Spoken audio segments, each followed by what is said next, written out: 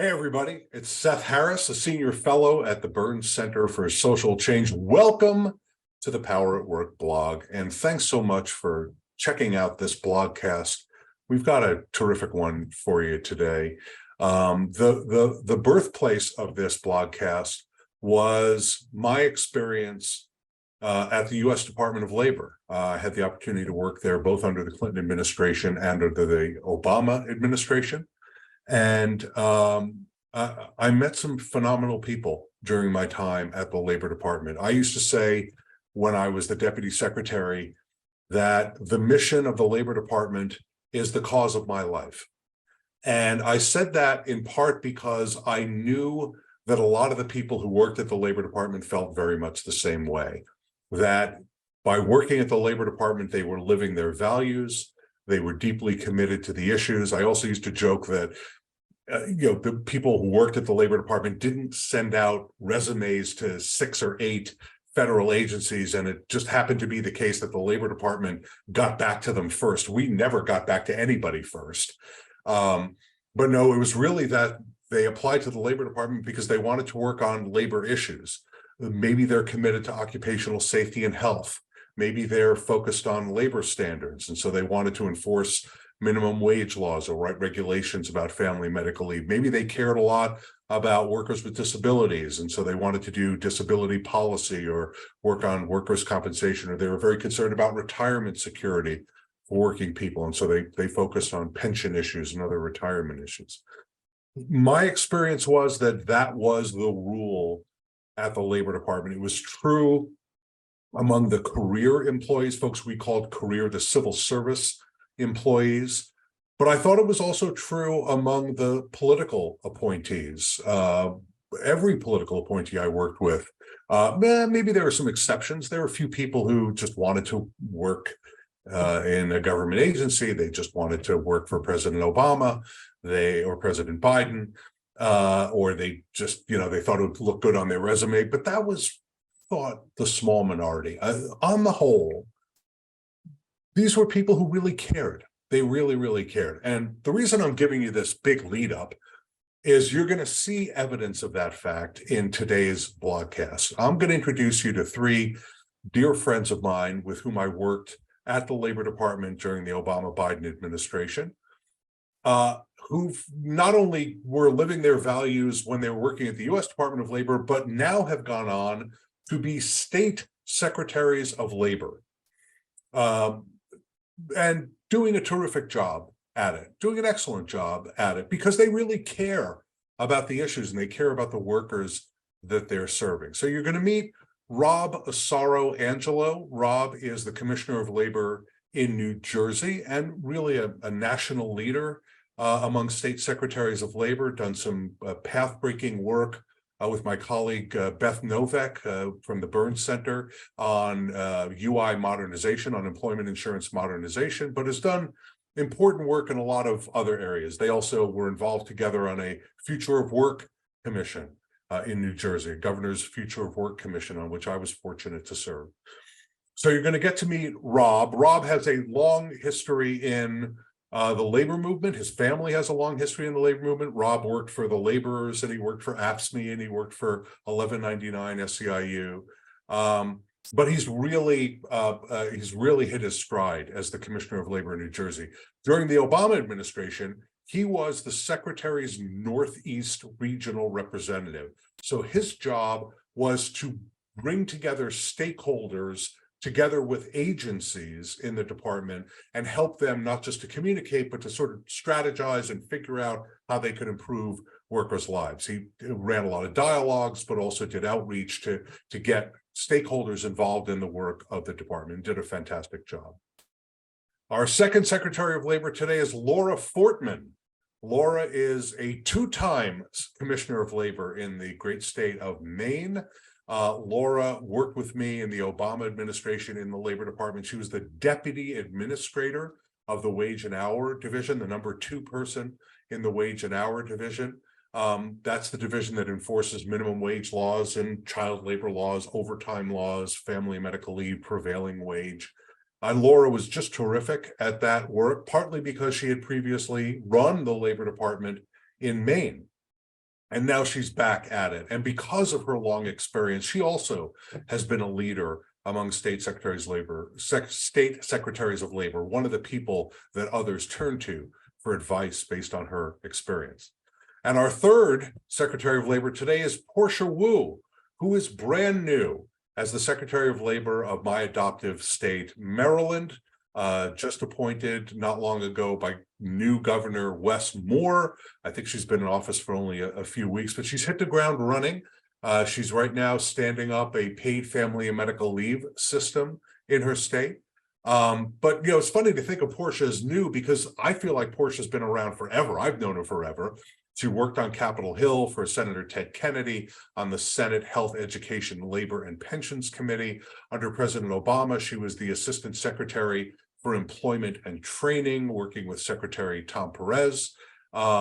She then went to work for Microsoft and played a policy role for them, got them very deeply involved in workforce development issues, job training issues, immigration issues, but also played a meaningful role in their efforts to modernize their labor relations, work more closely with the unions that might represent their workers. So you're going to get to meet these folks in just a minute. They're terrific. They, I think, illustrate my point that the people who do this work are deeply committed to the work, and they want things to come out right for workers. Now, sometimes it's easy to know what's right, but it's hard to do what's right. And we're going to talk about that a little bit during this blogcast. But I think you're really going to enjoy meeting Rob and Laura and Portia. And I think it'll give you a lot of confidence that these outstanding people are leading state labor departments. State labor departments matter tremendously, particularly because labor standards at the federal level have degraded so much. The federal minimum wage is $7.25. That's a disgrace.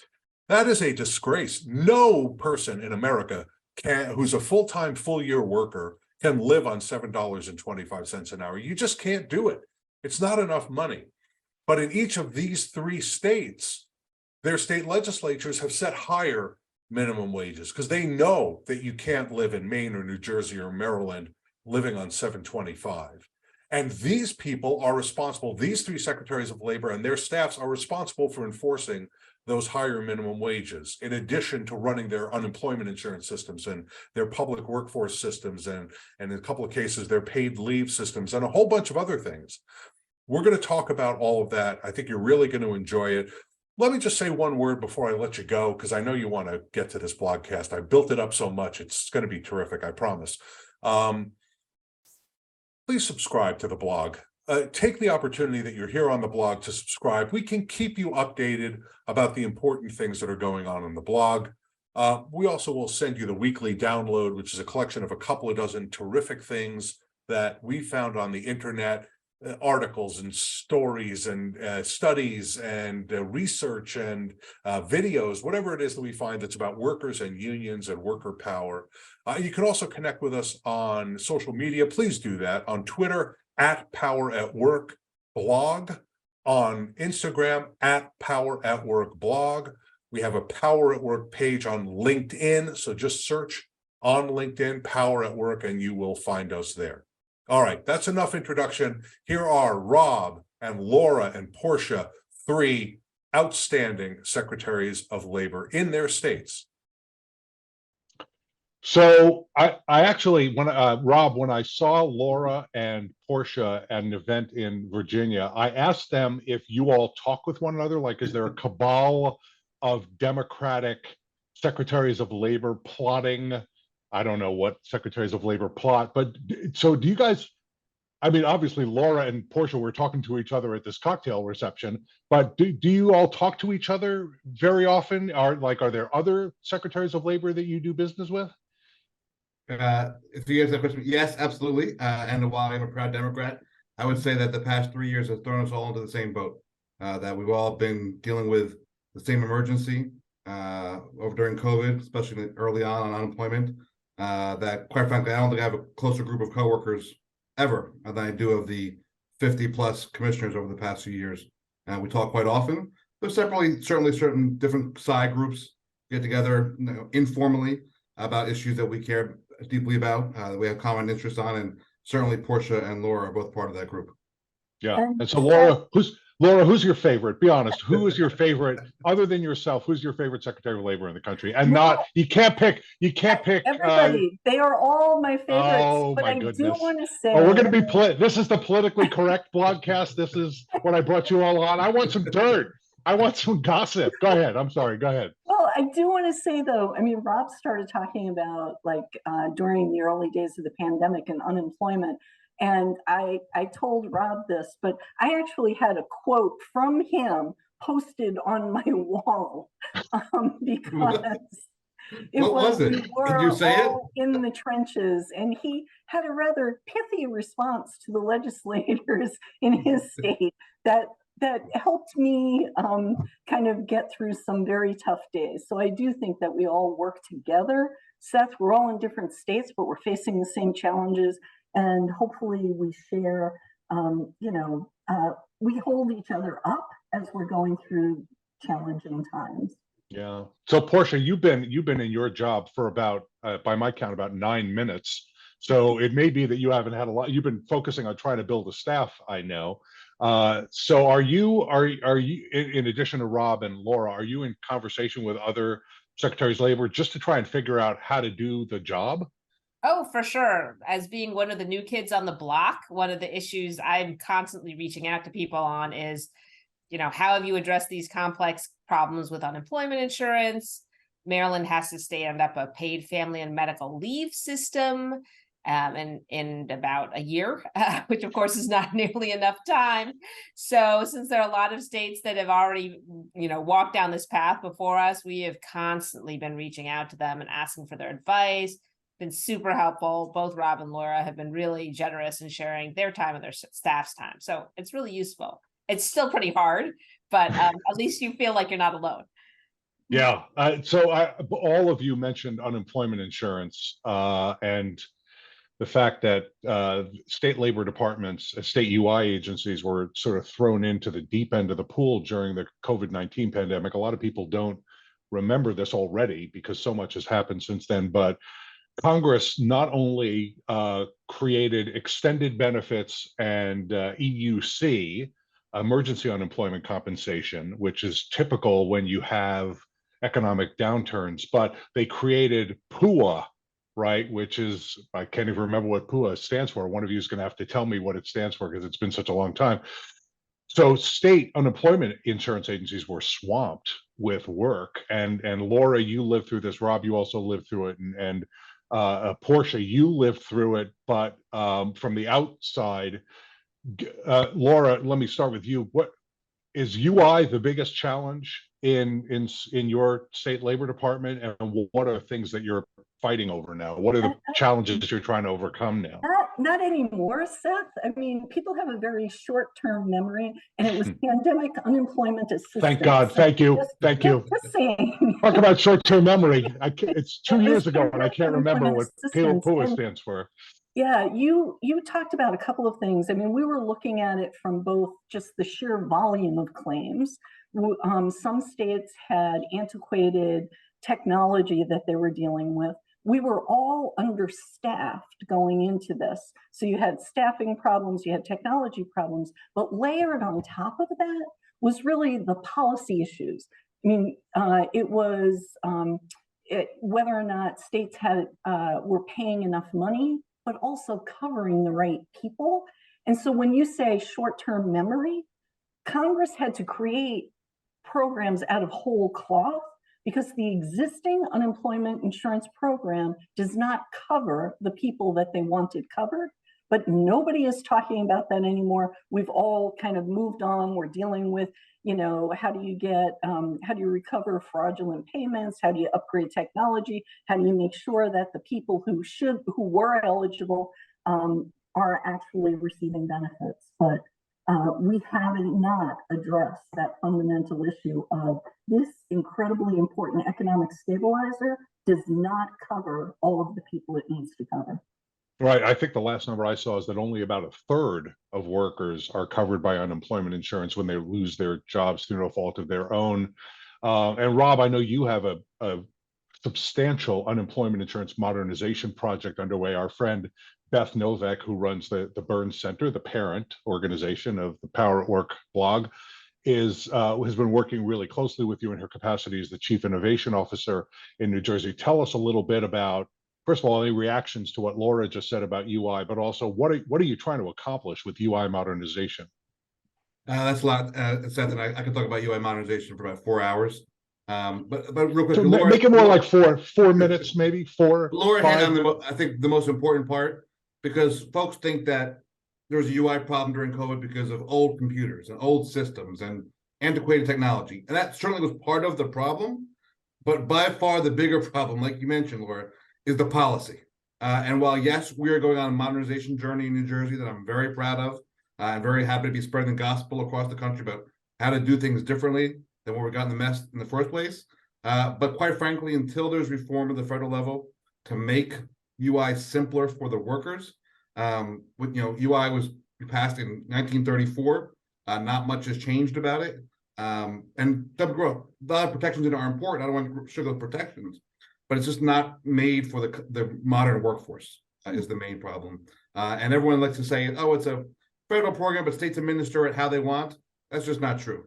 We have to jump through so many hoops and go through 7,000 audits a year with the federal government. And if we get one claim wrong, we get penalized. So the whole goal, and I've seen UI modernization, isn't just about better computers and better technology for our users, but also about improving policies so more workers are covered.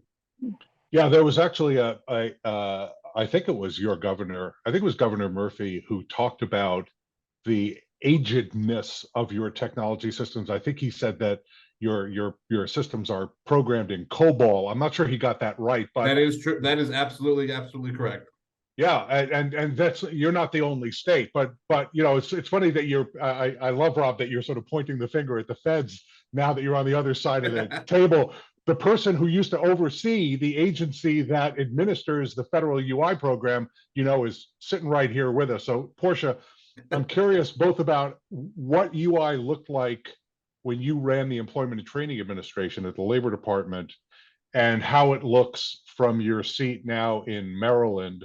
Because this is, I think there's a universal view, at least among worker advocates, that the UI system is just broken. I mean, it's broken in so many ways. The pandemic unemployment insurance or assistance program was needed because independent contractors are not covered by unemployment insurance. But there are also a lot of employees who are not covered by unemployment insurance.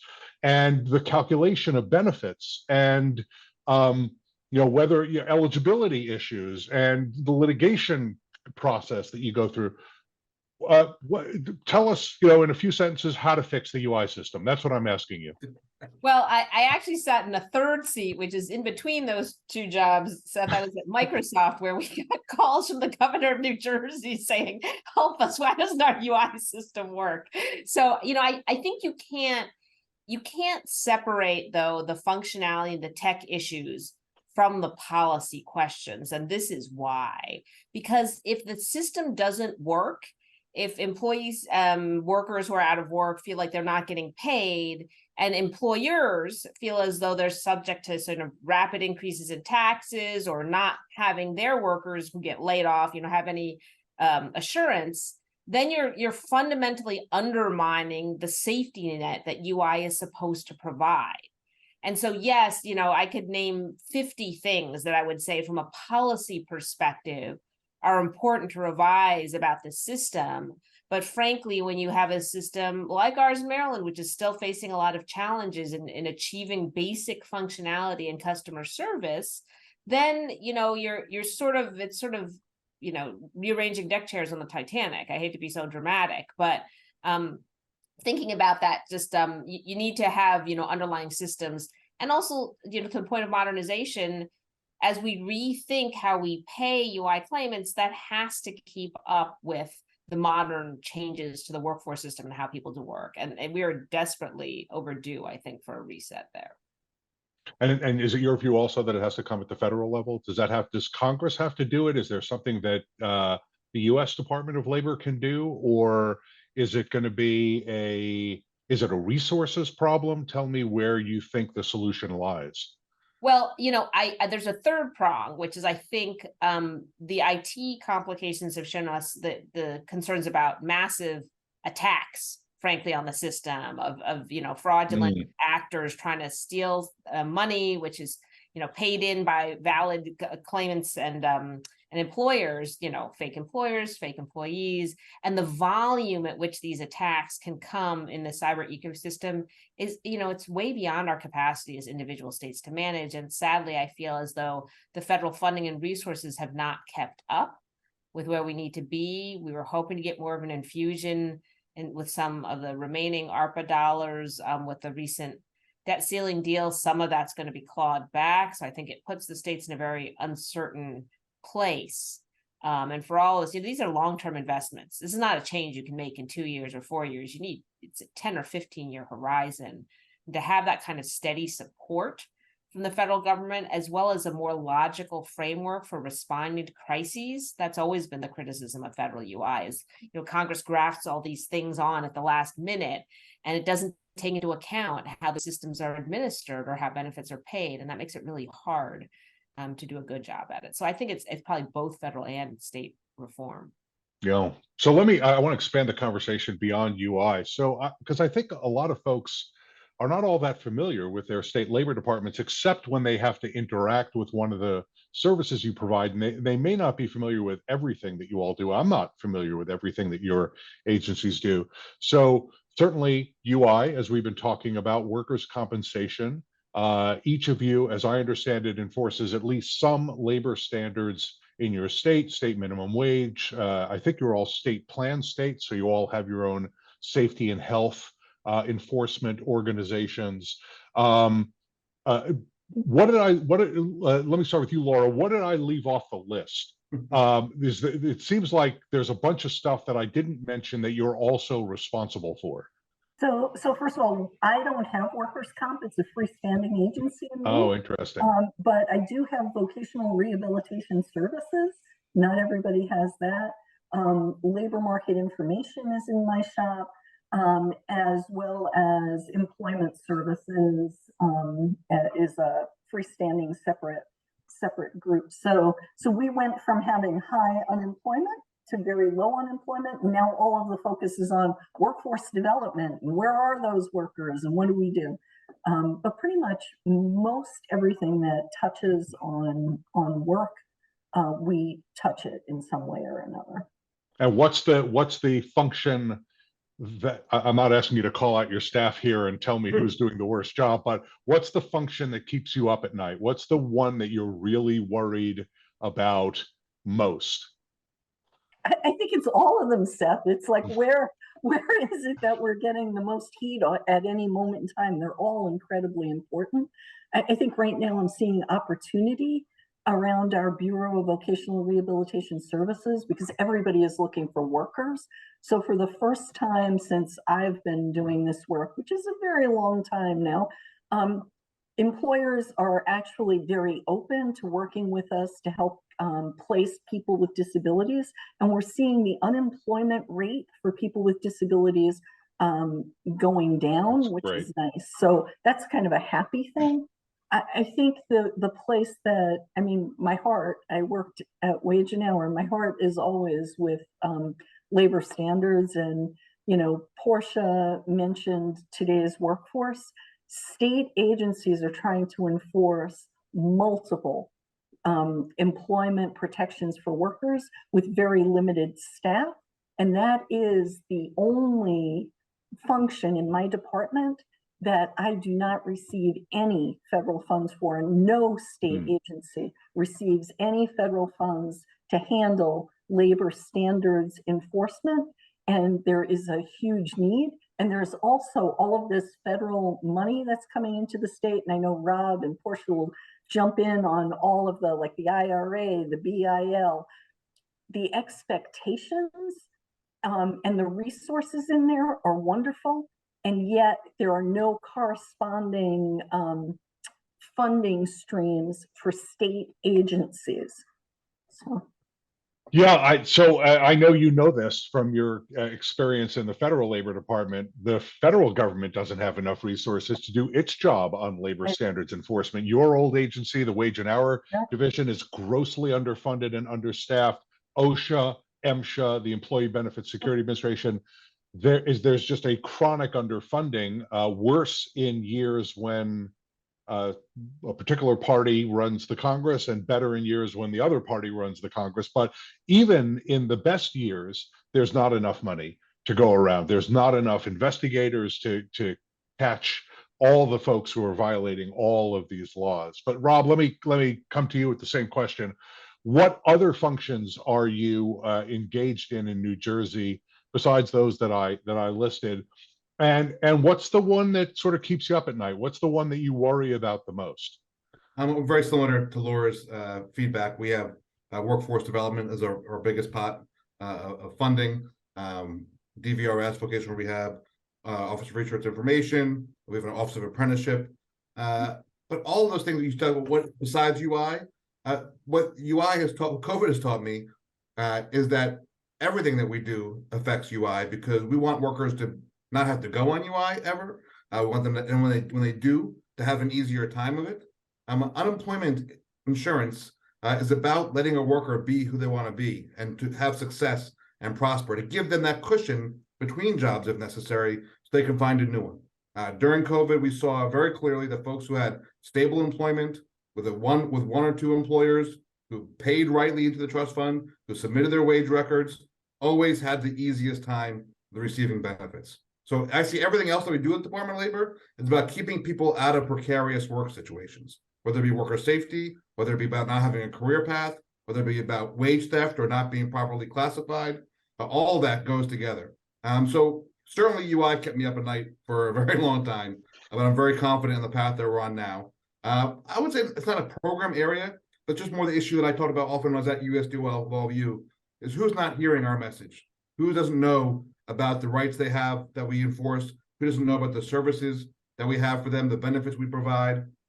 So everything now is about getting out a joint unified message about all that. And quite frankly, breaking down the silos between workforce development and worker protection, which has been a big, motto of mine as we're in the second term of my governor's administration, is make sure we're doing more internally, that we're not developing workers to be left out there, without protection, and we're not spending resources protecting workers who didn't learn about their rights on the job while we were developing them. Yeah. So Portia, you have a really expansive, or I mean, one word is expansive, another word is crazy, set of responsibilities. Elevator safety, I believe, is one of your areas of responsibility, but that's not the only one, right? You're not just the labor secretary for Maryland. You have a bunch of other regulatory responsibilities.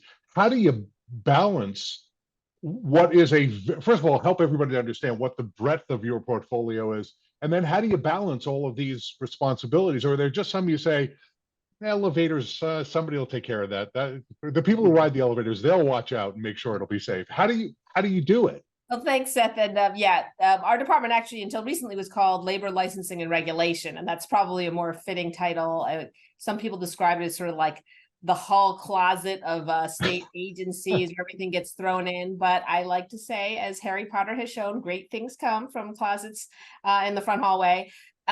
We do have a very broad remit. In addition to kind of traditional workforce programs and unemployment insurance, we also have paid family and medical leave, which we're standing up. We have occupational and professional licensing, and we have consumer and financial regulation. So it's that's banking, basically, and loan products. So it's a lot, and horse racing, I'm sorry. And so also even our safety, our labor and industry division has sort of our classic wage and hour and paid sick days, prevailing wage, but it also does have other kinds of safety. So elevator safety, building codes, and amusement park rides. So it's a eclectic bunch. In a given week, like during Preakness week, I'm more focused on horse racing, for example, excellent hats, that kind of thing. But it really is sort of the, what's most on fire at the moment. I think the challenge in a sprawling agency, that's probably true for a lot of agencies in government, no matter how big or small, is getting people to think as a bigger team right? And understand how, information that you have in the workforce division, how could you collaborate with not only unemployment insurance, but also occupational and professional licensing, especially as we think about the broader themes of how do you create more pathways to opportunity. And then to the same note that Rob sounded, right? Like, how do you think about protecting vulnerable workers, right? That could be, job loss. It could be a dangerous situation. It could be other barriers that they're facing, so they aren't able to understand what their rights are or what their benefits are. So I think that's the challenge, is trying to knit across divisions of the agency so people understand the common themes and the common purpose of their work. Yeah. So I want to talk about the economy a little bit and how it looks from your perspective, because state labor commissioners and their agencies, because they do run workforce, we keep using the phrase workforce development. That's job training and job placement and job counseling for people who aren't in that world. But you all run workforce development or work closely with the state agency that runs workforce development in your state. So I want to talk a little bit about the economy and what it looks like to you, because at the national level, the labor market looks amazing. Unemployment is at historically very low levels. It bumped up a little bit in May, but it's been between 3.4% and 3.7% for more than a year now, and there's a little noise in there. So the recent bump up probably doesn't mean very much. Black workers, brown workers, teen workers have very, very, very low unemployment rates right now. Wages are rising. As a general matter, they are keeping up with inflation. Workers have the power as an individual matter to quit jobs to the tune of millions of people every month. For a long time, we were at 4 million. We've dipped a little below 4 million, but we're close still. And that's been going on for something like 18 months. And large numbers of workers who were out of the labor force, and this is what Laura was talking about with workers with disabilities who had largely given up looking for jobs because there was no hope. Those workers are now coming back into the labor force and are finding jobs. So, Rob, let me start with you on this one. Is that the economic story of New Jersey? And what's the effect of these epically tight labor markets for the workers of New Jersey? And let me ask just one other piece to it. Is it as true in Newark as it is in Princeton, or as it is in Milburn or my own adoptive hometown of Montclair? Those last three are all fairly wealthy communities. For those of you who aren't familiar with New Jersey, and Newark, of course, the big city of New Jersey, along with Camden, where there's been a lot of poverty for a very, very long time. But what are you seeing on the ground, and what does it mean for working people? Yeah, I mean, broadly, everything you said is true here as well. I've been saying for a while now, it's never been a better time to be a worker in New Jersey, but that can go anywhere. We have the most workers ever in the state, the most employers ever in the state. And this is after 5 years of very progressive, worker-friendly legislation. So I talk all the time now about all the sky is falling fear and fear-mongering that came about minimum wage, equal pay, paid sick leave, expanded family leave. All of that has proven to be a boon to the economy in New Jersey. And I strongly believe those are some of the reasons why we have so many workers. In this tight labor market, employers follow the workers. And in New Jersey, they come here for these benefits that you talked about, our great schools, the beach, great public transit, whatever it may be. But the point is that all the things that people told us were going to kill business has only strengthened business in New Jersey. And I want to take it another step further. And that, Laura mentioned the employers being more willing to work with us on bringing in employees, because they somehow see labor departments as the one who have like a secret closet in the back where all these workers are waiting to come out and fill their jobs. But it is an opportunity for us to get them to sign the dotted line for more expansive work-based learning, for more rigorous apprenticeship programs. We've doubled the number of apprenticeship programs in New Jersey in the past 5 years. I'm very proud of that. But it's also because employers are more willing to do things that take a little bit more time and effort to get workers at the other end of it, because the talent pipeline is very important to them. And to answer your last question, certainly there's still vast inequality in this state, like many others. I think we've taken a very proactive and intentional approach to make sure that these benefits are spread amongst our state as equal as possible. Certainly the unemployment rates in those areas lag behind other parts, but they're definitely coming down to where they should be. It is more equalized across the state. And we're doing everything we can through our grant programs, through nudges to employers, to work with us on trying to do a better job of making sure that folks, whether it be in Newark or Atlantic City, which got killed during COVID, are one, expanding their economies and diversifying their economies and providing job training that folks can move up the career ladder, whether they're going to live in Newark, Atlantic City, or somewhere else. Yeah, how tightly is that effort intertwined with economic development? Like in Atlantic City, the problem that Atlantic City has is there's now more than one other place that people can go to gamble. They can go to gamble almost anywhere, and so Atlantic City has been on a long-term decline. You can train people for, you know this, you can train people for jobs, but if there are no jobs, the training isn't especially helpful. Right. So I work very closely with our economic development director, Tim Sullivan. We always say that workforce development and economic development are two sides of the same coin, especially now when no industry, any industry event you go to anywhere, their main topic is workforce all the time. So they know that they can't have their industry or have their business without the workforce. And Atlantic City is a good example because they're now doing a lot of work training program down there on offshore wind, which is a brand new industry to New Jersey. It's going to be mostly centered around off the shore of Atlantic County. Recreational marijuana. That's another one we have an apprenticeship program for, not federally funded, don't worry, state funded. And it's not a U.S. registered apprenticeship program, but it is a training program to try to help these areas diversify their economy by diversifying their workforce's skills. Interesting. So Portia, same question for you about what does the economy look like in Maryland, and are we seeing the same kind of progress in inner city Baltimore that we're seeing in where I'm located right now in Bethesda, a wealthy community in the Washington, D.C. suburbs? And also you have Maryland has a rural part of the state, actually multiple rural parts of the state. Western Maryland is quite rural and mountainous. And then you have the Eastern Shore, which is in parts quite poor, but also has some big resort towns. So what are you seeing economically? What does it mean for workers? And is it the kind of tight labor markets we're seeing around the country? It is same issues with tight labor markets. I will say though, and this is something that Governor Moore has been very focused on, Maryland hasn't come back completely to pre-pandemic levels. Before the pandemic, we had an incredibly high labor force participation rate, probably top 5 in the country at that point, and we have not come back. And so that is one of the difficulties that we are seeing. There's still some communities where there is lagging. Certain populations, of course, have always had lower labor force participation and faced a lot more barriers to getting good jobs, not just getting jobs.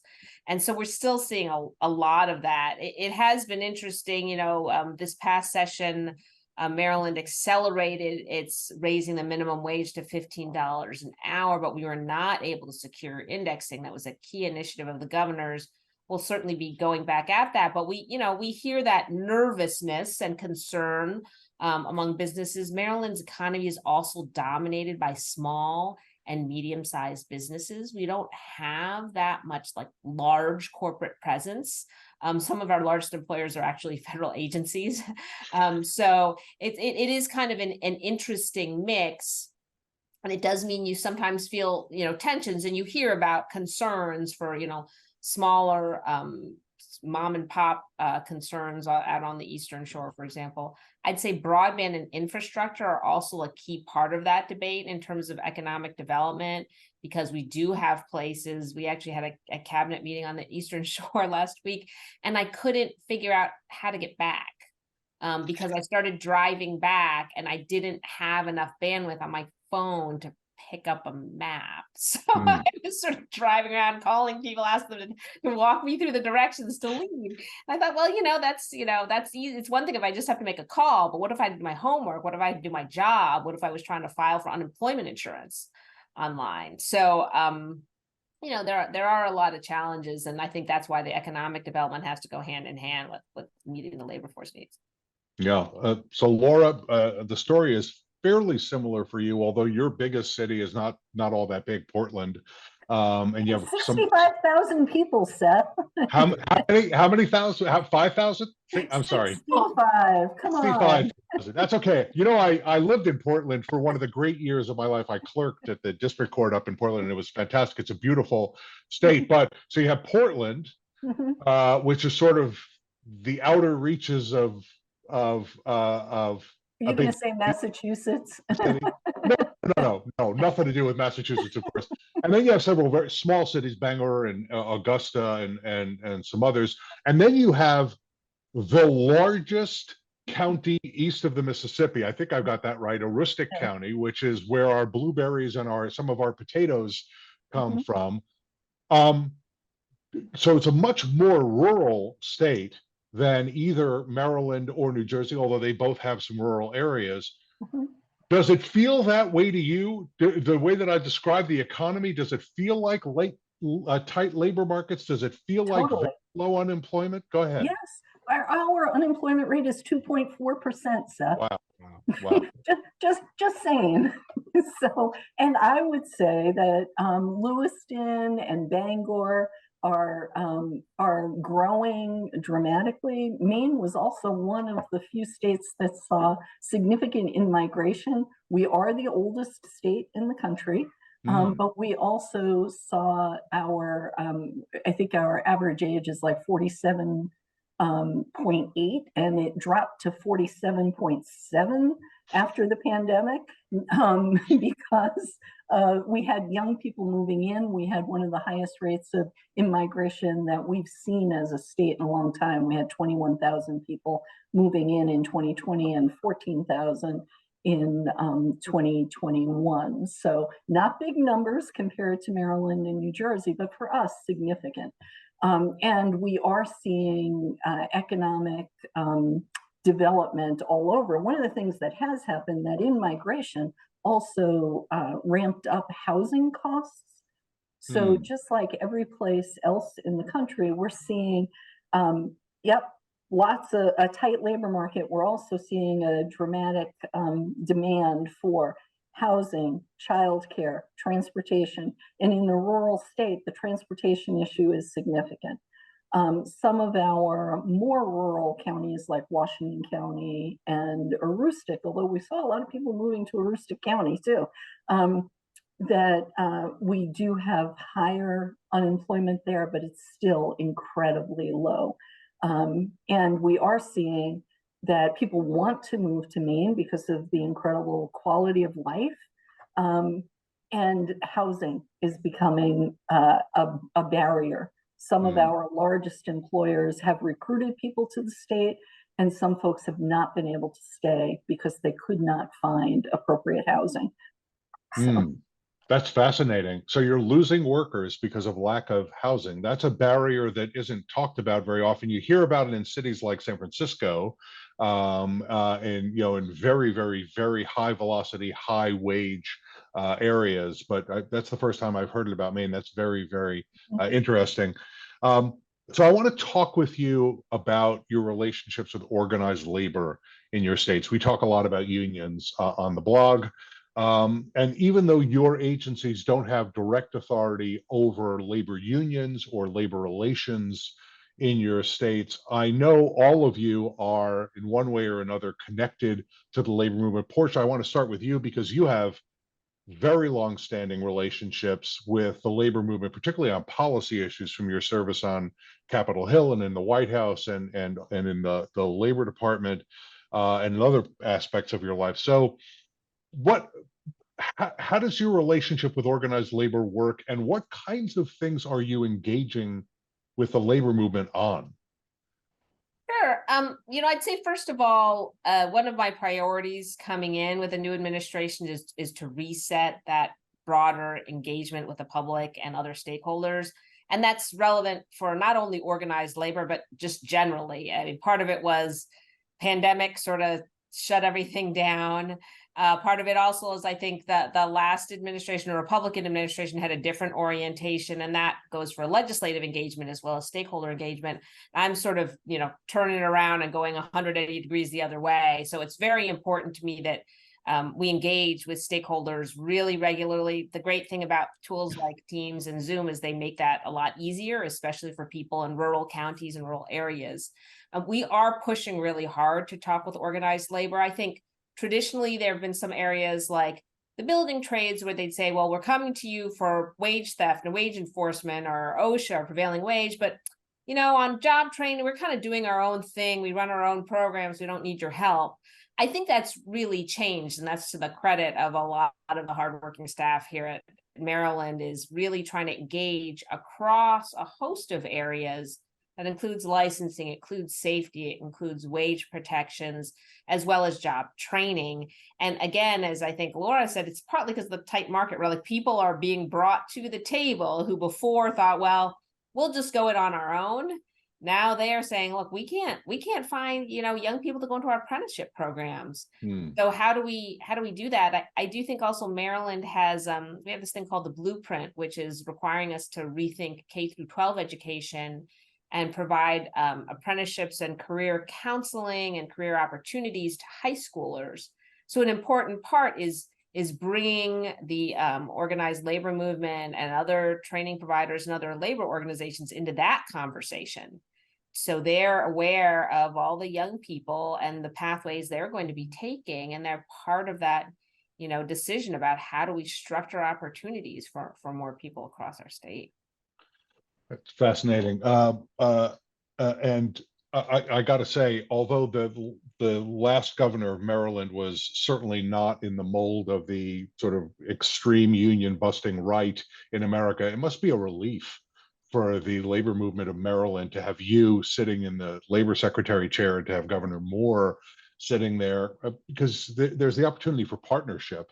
There's the opportunity for trying to solve problems collectively rather than being sort of constantly in tension, constantly worried that they're going to come after you in some meaningful way. Rob, you've got labor movement in your blood, man. You've family involvement in the deep family involvement in the labor movement. You yourself worked for, I don't know how, I lost count, 3 unions at least that I know of, and really deep relationships. Tell me a little bit about, or tell us a little bit about how you work with your friends in organized labor. And let me just say, it's a pretty complicated labor situation in New Jersey. I'm not telling you anything you don't know, but the head of the state Senate is a trade unionist. There's been a big strike at your big state university that your governor had to intervene in. There's a lot of churn that directly involves your labor movement. You have a pretty activist public employee union movement in New Jersey. I think that's a fair thing to say. Yep. Tell us a little bit about your role with organized labor in the state. Well, one, we're proud to be, I think we're now the 3rd highest density union state in the country. Who's ahead of you? Do you know who's ahead of you? I know New York is ahead of you. New York, maybe 4th. New York, Washington, and Hawaii, I think, might be ahead of us. Oh, you beat California. You took California. That's not bad. I think there were 16, we're 16.2. But it's funny, Seth. You're right. I have a strong union background, grew up a union family, proud AFSCME, SEIU, laborers. But maybe you experience the same thing at USDOL a little bit. Is that people just, one, they think that you're the NLRB. Like, oh, you must be doing unions all the time. What about the election? That's a separate agency. So quite frankly, we don't have a ton of direct interaction, obviously, because we don't oversee them. But clearly, they're the ones bringing forth a lot of complaints on wage theft and misclassification. In New Jersey, especially, you mentioned former Senate President Steve Sweeney, who was an iron worker. There was so much pro-worker legislation queued up that was vetoed by the past Governor Christie. There was so much pent-up pro-worker demand, essentially, in the legislature that we had so many bills come across right away that our biggest interaction with them is trying to figure out how to best implement a lot of these laws, helping us get the word out about whether it be minimum wage or family leave, or during COVID, getting the word out about our COVID safety protocols. So they've been great messengers for us. And the way I sort of see it is that our department is the biggest union in the state. We protect 8.5 million workers, or residents in New Jersey, 4+ million workers, with about their benefits, about their pay, about their hours at work, about their family leave, about their equal pay, about their sick days. So I really take that role strongly. And what I've learned from unions over my years, I want to make sure that as much as possible, every worker in New Jersey, represented or not, has the availability of those same benefits and protection that union workers did. Well, Laura, your labor movement's a little smaller than New Jersey's, but they must have been really happy to have you back, particularly after yours is another state where, actually different from Maryland, your governor really didn't like unions, really didn't like unions, pretty right-wing guy. And then Governor Mills came in. They must have just been delighted to have you back in the chair. How do you work with them? What are the issues you're working with them on? So I think, like both Rob and Portia said, is we have to represent all workers, and we have a lot of stakeholders. And I think making sure that everyone knows that our job is to protect those workers, and that employers are going to be treated fairly when they come to us. That's part of the message that we really need to get out. But there was a lot of pent-up energy about things to do for workers. And then to build on what happened during the pandemic, the Maine AFL-CIO really stood up a lot of, they had a Facebook group, they had a lot of outreach to workers because people just wanted to talk to each other. So we spent a lot of time with them during the pandemic to make sure that the information that was getting out there was actually accurate, because unemployment is complicated. And so they started seeing us as an ally, and we started seeing them as champions. And then once we got through the worst of the pandemic, one of the efforts that USDOL was willing to support was UI navigators. And so we put that out to bid, and the Maine AFL-CIO won that particular bid. And so we're working very closely on a peer navigator program with them to really bring that worker voice into the unemployment insurance program and to kind of retool things there. And then on registered apprenticeship as well, we put out, again, competitive grants, and 14 organizations were successful, and the Maine AFL was one of them. And they just graduated last week their first pre-apprenticeship cross-craft group of folks. And what was really interesting about that was that about a third of the class were formerly incarcerated folks, and another probably third were new Mainers, were immigrants, and then a smattering of kind of like the usual kind of pre-apprenticeship folks. All of these people are connected to a regular registered apprenticeship program now and work. So I think it's been how do we partner better, and the lines of communication. That's the biggest thing, Seth, is that people feel that they can call, they'll be listened to, and we'll work with them, which is not the case. That is one of the main things that the labor movement is concerned about, is that they just want to be not just listened to, but they want to be in dialogue. They have good solutions to a lot of the problems that the workforce faces. Some of them public policy solutions, some of them private sector solutions that they want you to know about and encourage or support if there's some way that you can do it. I experienced that during my time both in the White House and at the Labor Department. They want it. They know a lot. Right, they're representing people on the ground. They know a lot about what's going on in workplaces, what's going on in the labor market, what's going on in communities, and they want to be able to be in dialogue, even if you're not directly involved in their core business, which is collective bargaining and organizing. All right, so I'm going to ask. This is my wrap up question. Actually, I have one more after this, but this is my penultimate question. Rob, I'll start with you on this. So, if we invite you back in a year. If we invite the three of you back in a year to do this again, and we're going to have to see how the ratings are before we decide to do that. I want to be blunt about that. But if we invite you back in a year, what will you have accomplished? What is the big issue you will have taken on and solved that you'll want to crow about when we interview you a year from today? I don't want to say solve, because I think much of the work we do is always progressing, but we just launched in New Jersey a new online portal for teen working papers. Which is important because it takes the process out of the hands of 600 school districts and kids driving paper from here to there, the doctor's office. Most importantly, we're taking it out of our wage and hour division and putting it in our workforce development division. Because so much of the talk about this talent pipeline And for decades, we've had these file cabinets full of young workers who want to work and have skills and have drive. And we've done nothing with it except for pull out a file to enforce a child labor law every now and then. So now we're going to have a dynamic capacity to talk to these young workers about their career paths. That's sort of what Portia was talking about, their program in Maryland. And we're really excited about taking that to the next level to give them other options out there, to help connect them with employers who are looking specifically for young workers. To tell a kid, hey, you worked at ShopRite as a retail clerk, you gain these skills. Here's what might be good for you next. And you mentioned Beth Novak before, and she's doing great work with us. Also innovation, also about career paths. So I think we're going to really, hopefully in a year from now, I'm going to tell you about all the amazing connections we made between young workers and the possibilities for their careers that they never knew existed. Great. And thank you for not saying that you're going to significantly weaken New Jersey's child labor laws so that there'll be a bunch of dead 13 and 14-year-olds. No, Unfortunately, some states are taking that a solution to no problem that anyone around the country has identified. It's crazy what's going on out there. That is scary. That is a frightening trend that we're seeing in some states, not your states, none of your 3 states. Laura, in a year, what are you going to want to boast about? Well, I think it's going to be about it's the young worker. It's dealing with the workforce challenges that we're seeing, Seth. It's how can we really expand our registered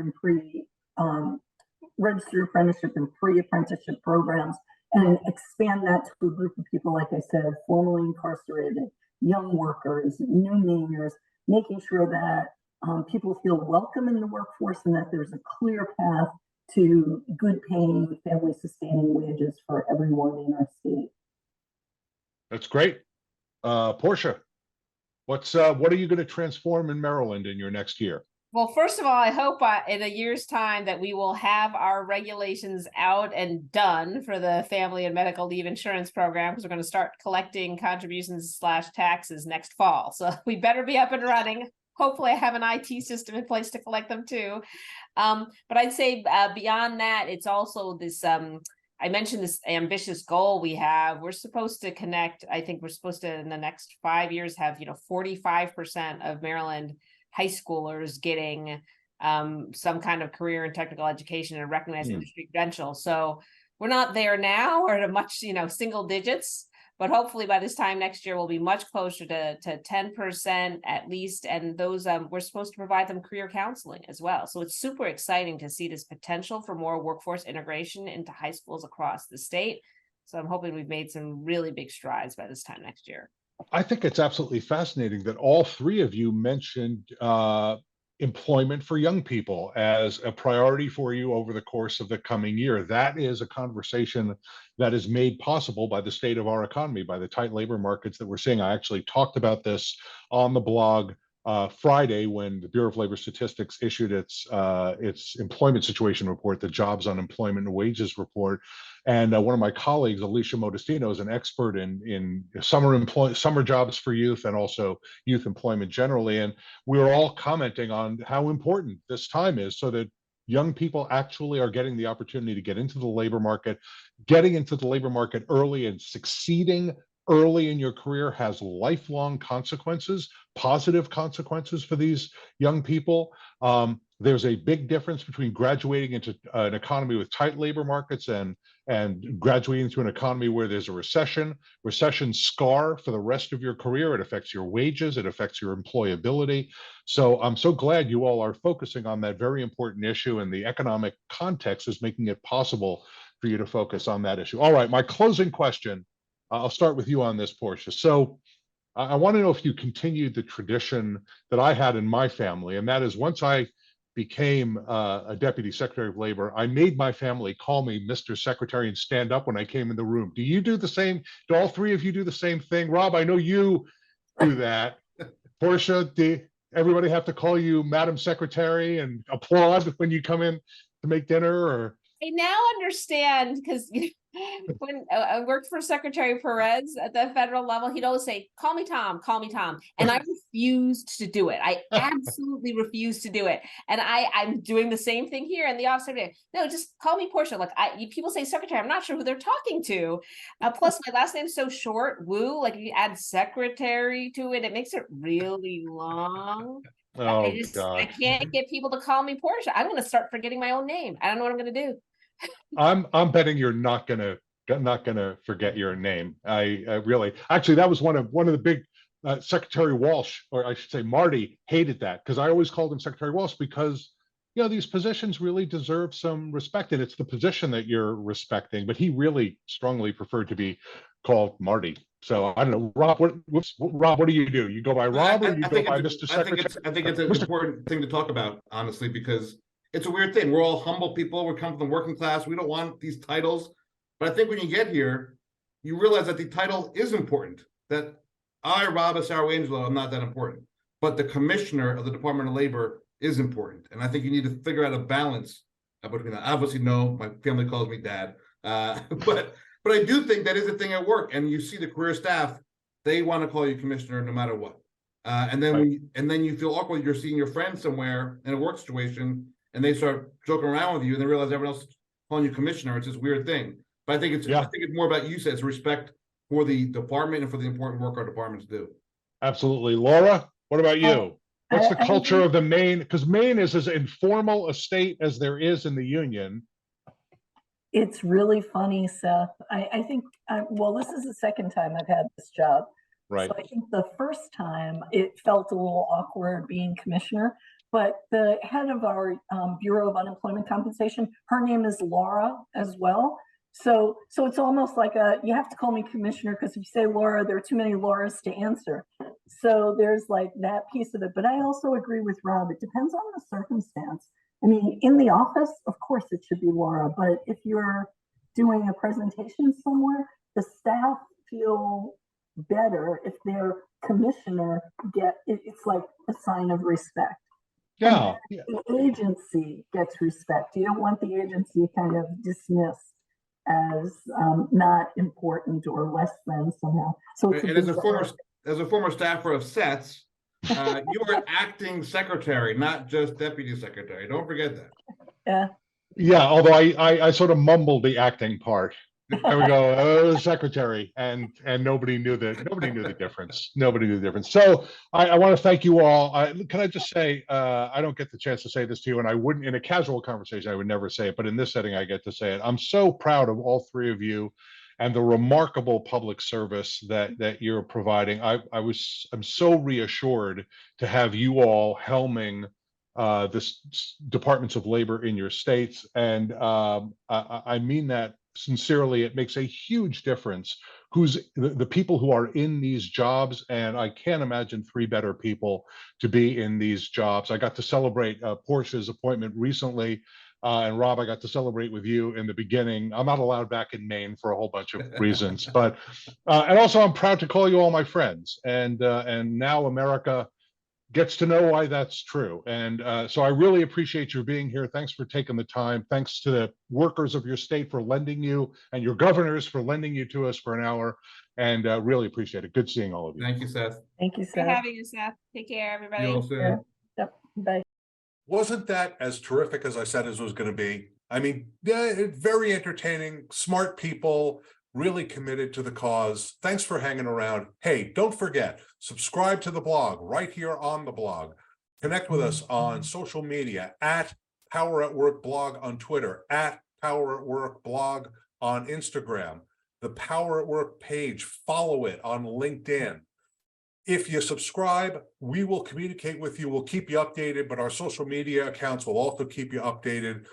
Please go to the blog and take a look at some of what we have posted there. I want to particularly point out a remembrance that I posted about my friend Bill Spriggs, an important contributor to our monthly Numbers Day blogcast, where we talked about the BLS Jobs, Unemployment, and Wages report. Bill Spriggs, a remarkable man. We lost him much too soon.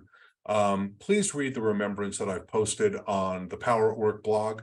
Understand this man. He was a great progressive advocate for working people, and particularly for workers of color, other workers who are left behind. I'm going to miss him terribly. Please read the remembrance as a way of contributing to the memory of Bill Spriggs. Look forward to seeing you again on the blog very soon. Thanks a lot.